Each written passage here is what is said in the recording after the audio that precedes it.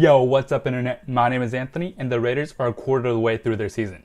They're 2-2, which is not ideal, but certainly not over yet. There's still a lot to go, and let's go over the positives and negatives so far, and look ahead toward the future.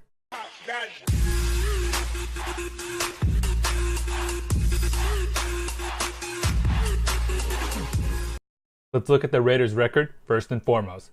The Raiders are 2-2 overall. Certainly not ideal, but not bad enough that the Raiders won't be able to recover. They are 0-1 in the division with the loss to the Broncos, but are 2-1 in the conference. They certainly have a disadvantage in the division race already, but are doing just fine for a wildcard spot long term. The bigger and more important record currently is they are 1-0 at home and 1-2 on the road. The Raiders have a lot of home games left, including 2 3-game homestands. Those are the games the Raiders need to win to get their record back on track. The saying in the NFL is, you win the games at home and try and steal games on the road. The Raiders are doing just that. Next, we look at the injuries. Health is the biggest factor in determining how a season goes. The Raiders have been relatively healthy so far. The biggest concern, though, is Derek Carr's back injury. The Raiders will go nowhere this season without their undisputed leader. Luckily, reports indicate that it's nothing serious and it's just back spasms. The signs point to him being able to play next week, but you never know with back injuries. The other notable injuries are a chest injury to Michael Crabtree and a shin injury to Gareon Conley. I don't want to play doctor, but none of these injuries seem to be long-term. The shin injury has been nagging Conley all offseason, and hopefully it gets cleared soon. Crabtree was hit bad in the chest and has a bruised lung. He was able to practice until being held out suddenly. It will be painful, but Crabtree should be able to get through it eventually. The only injury that can potentially be long-term is David Amerson's concussion. This is his second concussion this season already, and those things pile up fast. I'm not even worried about him as a player. Head injuries are no joke, and his long-term health could be at risk. He needs to make sure that he's fully recovered, and then some, before even considering taking the field again. Get well soon, David Amerson. Now, let's go over the positives. The defense is holding their own and keeping the Raider in games. Who would have thought that coming into the season? The defense has held teams in check and really hasn't blown a coverage yet. Sure, they've gotten beat or weren't able to make the play, but they were in position. The only notable one I saw was Thompson left alone, leaking out of the backfield.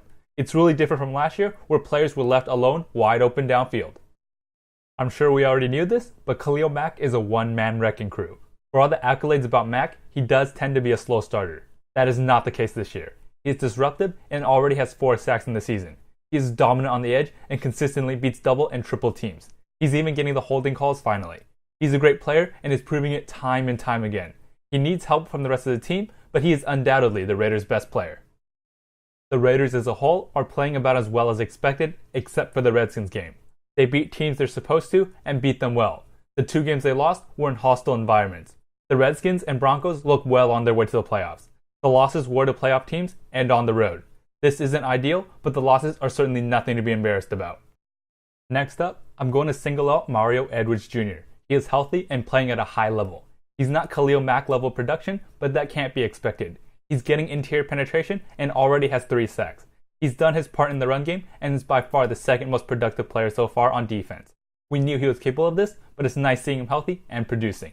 The Raiders needed someone to create pressure on the inside, and Edwards has done it so far. Look, the Raiders defense is still a work in progress, but I have to give credit to the Raiders linebackers. The combination of Corey James, Marquel Lee, and Nicholas Morrow are holding their own. James has been solid so far, and Lee and Morrow are playing to their strengths. There is a finite ceiling with this group, but there's a lot left to go, but they're still doing fine on their own. I haven't watched the game yet where I end up thinking we need to do something about our linebacker core. Last but not least, shout out to the special teams. Marquette King is playing like the best punter in the NFL and is routinely pinning teams deep.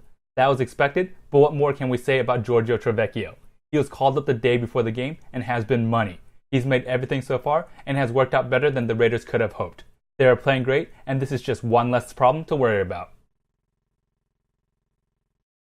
And now we move on to the negatives. The biggest negative has to be the offensive line. This group has played together before, but has completely let the team down so far. An offense cannot function without his offensive line. The running game isn't working, and Derek Carr is getting sacked or hit far too often. This group needs to get it together for the Raiders to go anywhere. The offensive line and the opponents can have a lot to do with this, but Derek Carr hasn't been playing well recently. He has been in quite the slump the last 2 games. Outside of the bomb to Johnny Holton, the Raiders' supposedly potent passing offense just hasn't been there. The passing game as a whole is out of sync, but I'm going to single out Amari Cooper here. Cooper has elite talent and has shown he can produce. For some reason, he's having an awful start to his season. When Carr's in trouble, he should just be able to throw it up and have Cooper make a play. That has happened last year, but not the case at all this year. The biggest thing are drops. There's nothing for him to really work on. I have a feeling once he starts catching a few, it will get rolling. But he's been a massive disappointment so far. The one time the Raiders' pass defense was supposed to be tested, they didn't do well. Kirk Cousins and the Redskins are a good offensive team. He capitalized on mismatches and even found a wide open Chris Thompson for a touchdown. This defense has talent. That is not the problem. I personally think Ken Norton Jr. is the problem. But this is fundamental football that just isn't working. Granted, it's just one game where it was a problem, but that was also the only real test. For the last negative, Jack Del Rio is making some unnecessary gambles. Look, his gambles paid off well last year, but I thought those plays were worth it and late in games. The biggest one this year was against the Broncos, where he went for it on 4th and 1 rather than taking the points. The other one was calling a punter run on 4th and 11 near your own end zone.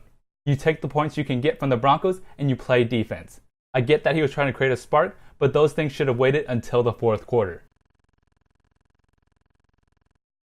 Looking ahead, the Raiders survived a tough start with 3 road games. They always say September is an extension of the preseason where teams are still trying to figure things out. Bill Belichick typically uses September to tinker with his team and figure things out. Now is where we begin to find out what the Raiders are made of. Defenses usually start out fast before offenses get things in gear. I expect that to happen to the Raiders. The defense has been solid so far, but I expect the teams with much better offenses to have a pretty easy time. Khalil Mack is the defense, and the rest of the pieces need to step up and follow his lead. The season is still young, but let's hope the defense continues its pace. The offensive line will get better.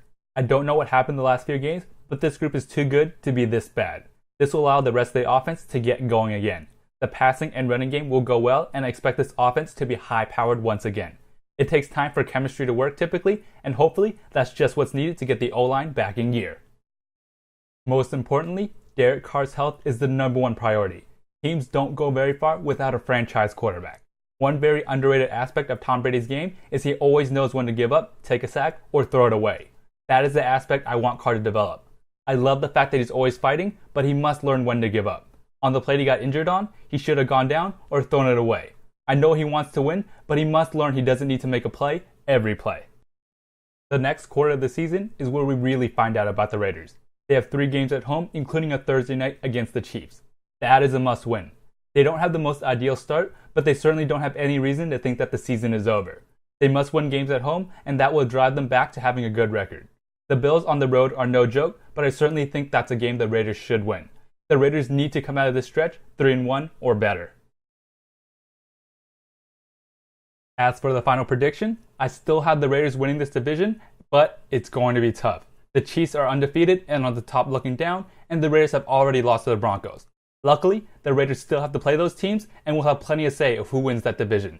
They just need to play up to their abilities, and they'll be playing in January. Worst case scenario, I see this team getting a wild card and playing in the playoffs.